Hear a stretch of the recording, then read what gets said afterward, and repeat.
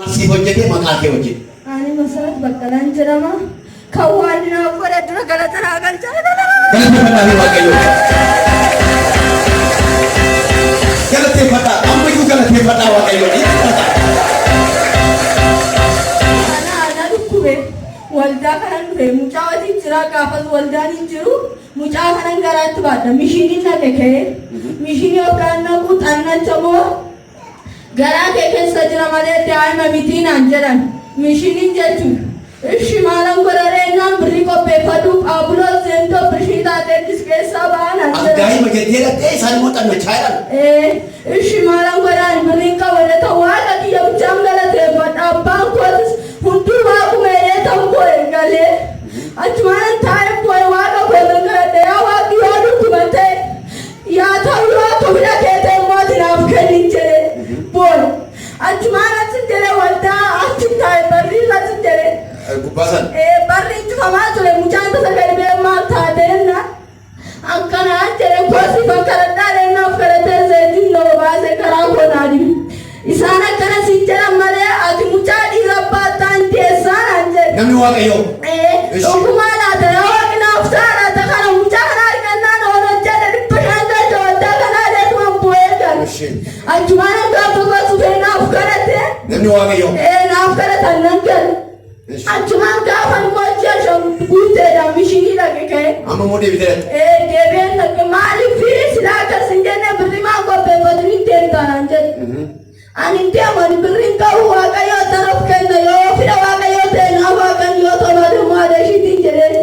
Ta'ee deemi raajii kee yoo ta'e achi birriin qabu boodoo mucaa dhibbaaf shantamaa raajii na kaase yoo nas ta'u mucaatu garaa kee keessa jira daanjaa.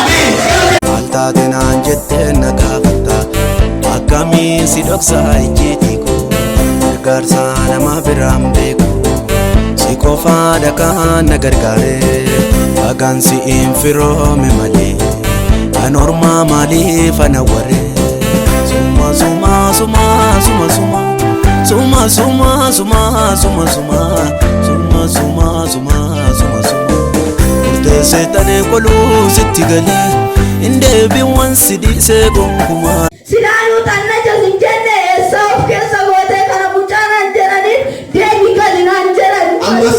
Achumaanan gale bakka.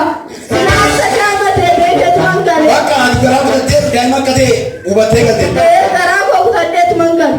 Gaafan galus bakka achitti deemne haareen dhiisee. Hundumaa. Kittibaata irraa fudhachuu didan.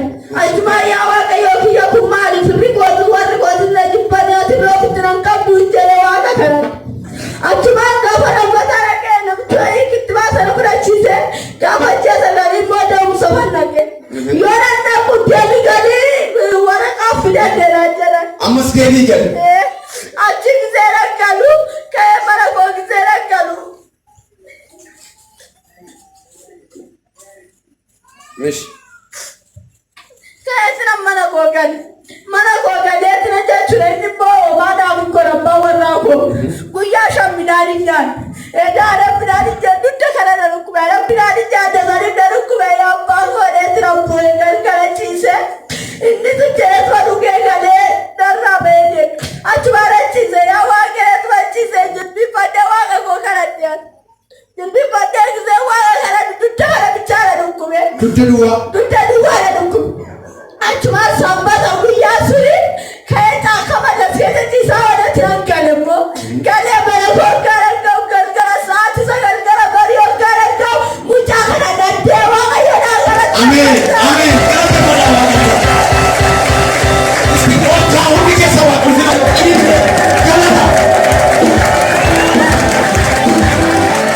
Haleluuyaa. Waaqayyo akkuma dubbatee Saaraa yaadatee jedha. Akkuma dubbatee Waaqayyo isheedhaaf mucaa kenne. Obboleettiin koo mucaa akkamii siif kenne? Durba moo dhiira kun? Dhiira kuni. Dhiira moo dhiira?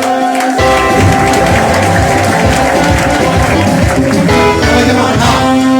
Ameen. Dhiira kennee Waaqayyo. Maal dubbate? Yeroo akkuma dubbate maal siif kenne? Dhiiruma naa fedhe. Utuu waan tokkotti namaa siif biraan hin gahin. Kophaati kan jira. Kophaati kan jira. Kophaanuma kee? Kophaati ollaa kootirra waan mannaan koronaa dhananii na didan. Wayne wayne. Waaqayyo akka dhummaa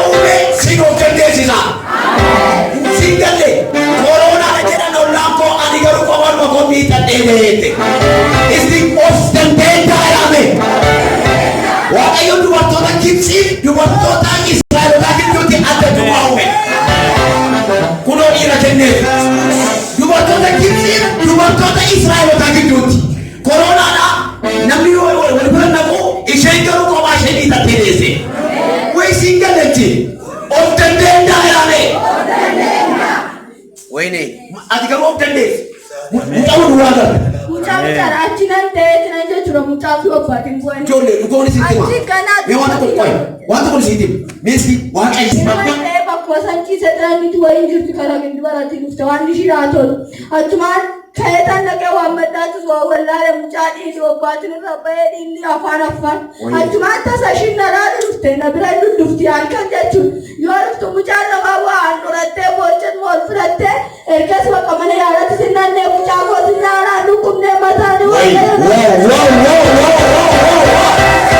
hallelujah mucaan kee kun ji'a meeqa amma gino na dhukkubee dhabe malee ji'a shan qabachuu ji'a shan kana gidduutti mucaan qorra keessatti dhalatee namni handhuuruu eessaa dhufee akka hin taanetti mucaa dhalatee ilaala ammarraatti mucaa keessa maal hin taane homaa si jalaan taane bakka ammas mucaan kee kun homaa si jalaan ta'u ameen jiraa qaba amma nagaadha ishuu tokko si gaafadha annacha walii jedhame suni maal jedhanamu achumaani gaaf tokko naqe kee amma erga mucaa teessee dhatte makii afaan naqe diinni naa dhaabbachuu dinnaan naqe kan nyaata nyaatu wanta naa dhaabbachuu dinnaan naqe kee hokkanan naqu hin deesse wanti deessee yatte ishiin takka deesse miti irratti dee Sagalammate akka keeti miti waaqayyoon jedheena yes akka namaatiif turtaane akka waaqayyo way siin galle aameen atamsii jette mee jedhe akkanan deesse kaamma deesse maan ishee jennee maasiin kanaan ishee si jennee akka keetitti waaqayyoon jedheena ameen galateeffadhaas ilmoota waaqayyooti saamuriidha meejaa achumaan akka keetitti kan waaqayyoon jedheena gara godhaaf godha Yesuus ammas inni nagatu ofirri gooti hunduu nagata jedheen achumaan akka kara mana gooti kanaan nalaalaa kaannaan naditte kaditi nyaata nyaatu ni yaada siif dhaabbatanaa jette gaafa guyyaa sadii buleetan dhaqeen achumaan nadittee galee ishee galee namtu waan isaa makiina mana qaba karaa irra jira lafti naaf bareeda nama roobnan na fudhatee galee nyaata naaf kennanii uffata mucaa gooti naa bita mucaa qullaa